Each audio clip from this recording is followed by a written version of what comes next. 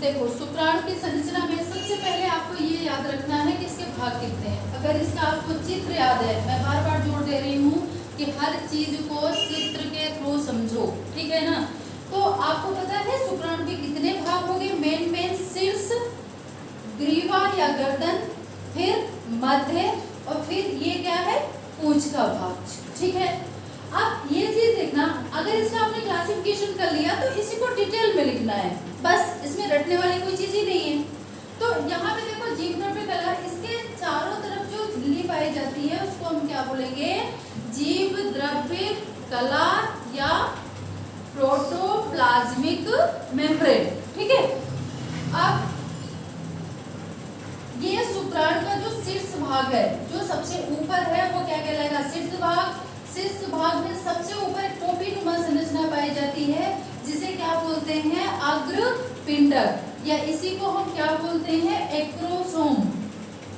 Acrosome जो किससे बना होता है, ये बना होता है गोल्गी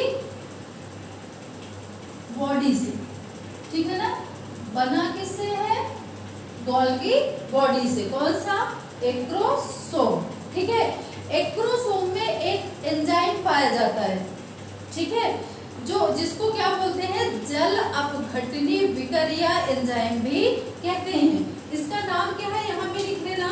इसमें एक एंजाइम पाया जाता है जिसको क्या बोलते हैं, हेलोरुनिडेज। ये क्या करता है, जब ये शुक्राणु मूव करके अंडाणु के पास जाता है, तब ये अंडाणु को भेदने का काम, उसकी झिल्ली को भेदने का काम, आर पार करवाने का काम कौन करता है, ये आपका हेलोरुनिडेज। किसको भेदता है, अंडे की झिल्ली को, ठीक है। इतना क्लियर। बीच में एक बड़ा सा अगुणित भाग पाया जाता है यहाँ पे, जो आपका क्या कहलाता है, केंद्रक। इतना क्लियर हो गया। बीच में शीर्ष भाग में बीच में बड़ा सा क्या होगा, अगुणित। कैसा केंद्रक, अगुणित बड़ा केंद्रक, ठीक है। इसके ऊपर एक टोपीनुमा संरचना होगी, जिसे हम क्या बोलेंगे, अग्रपिंड, या इसी को क्या बोलते हैं, एक्रोसोम। इसमें क्या पाया जाता है, अच्छा ये किसका बना होता है, ये बना होता है गोल्गी बॉडी का। इसमें एंजाइम कौन सा होता है, हेलोरुनिडेज एंजाइम, जो किसको भेदने का काम करता है, अंडाणु की झिल्ली को, ठीक है। इतना क्लियर। अब देखो यहाँ पे ये ग्रीवा, ये जो पतली सी संरचना दिखाई दे रही है, ये वाली, ये क्या है, ग्रीवा। ग्रीवा में याद रख, ग्रीवा है गर्दन, जैसे हमारी ये गर्दन, ठीक है।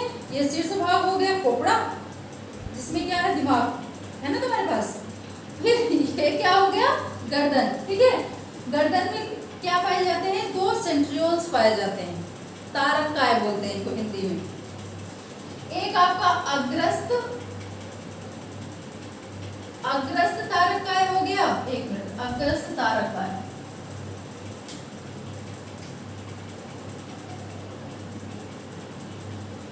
ये क्या हो गया, दूरस्थ तारक काय।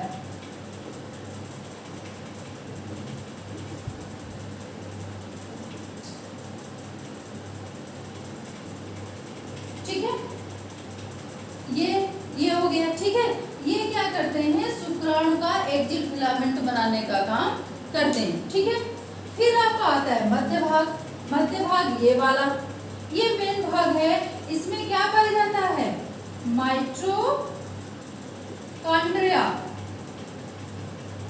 माइटोकॉन्ड्रिया, जिसमें ऊर्जा किस रूप में संचित होती है, बताओ किस रूप में संचित होती है, एटीपी के रूप में। एटीपी का फुल फॉर्म क्या है, एडिनोसिन ट्राइफॉस्फेट, ठीक है। तो इसमें ऊर्जा संचित होती है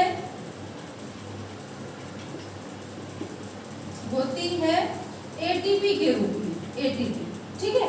अब ये जो ऊर्जा है ये क्या करेगी, वो माइटोकॉन्ड्रिया, ये शुक्राणु को क्या देता है, ऊर्जा। मूव करने के लिए ये क्या प्रदान करता है, ऊर्जा, ठीक है। फिर आपका आता है पूंछ वाला भाग, ठीक है।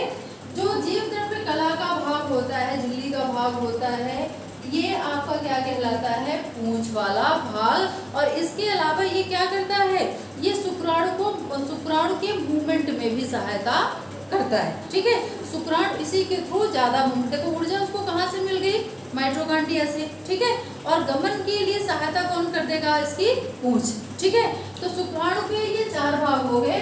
पहला कौन सा हो गया, शीर्ष, फिर कौन सा हो गया, ग्रीवा, ग्रीवा के बाद मध्य भाग जिसमें क्या होता है, माइटोकॉन्ड्रिया, ग्रीवा में क्या होता है, धारकाय, इसमें क्या जो क्या बनाता है, एक्जिल फिलामेंट, किसका, शुक्राणु का।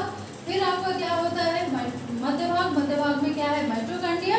फिर आपका सबसे लास्ट भाग क्या है, पुच्छ भाग। ठीक है, ये पूरी कौन सी हो गई, शुक्राणु की संरचना। ठीक है ना। और एक चीज याद रखना, जब शुक्राणु एक बार में स्खलित होता है, मतलब वीर्य का स्खलन होता है, उसमें लगभग 30 से 40 करोड़ शुक्राणु होते हैं। ठीक है, और उन शुक्राणुओं में देखो उनकी अच्छी क्वालिटी होना जरूरी है। कुछ जैसे 60% शुक्राणुओं का बिल्कुल इक्वल होना जरूरी है, एक समान, और उनमें स्पीड का होना बहुत जरूरी है।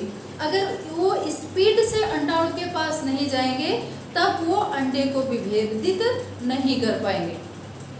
कभी कभी अगर इनफर्टिलिटी किसी में पाई जाती है ना, पुरुष में पाई जाती है, तो मैक्सिमम उसका रीजन क्या होता है, शुक्राणुओं का, या तो शुक्राणु कम संख्या में बनते हैं, या तो शुक्राणु के मूवमेंट में क्या होती है, कमी। जब वो मूवमेंट सही से कर ही नहीं पाते, वो दौड़ नहीं लगा पाएंगे, तो वो अंडाणु को विभेदित नहीं कर पाते। ठीक है, ये भी एक रीजन है किसका, पुरुष बांधीकरण का या पुरुष भांजपन का। समझ में आ गई बात, क्लियर? कुछ और बताएं, कुछ पूछना नहीं? ओके।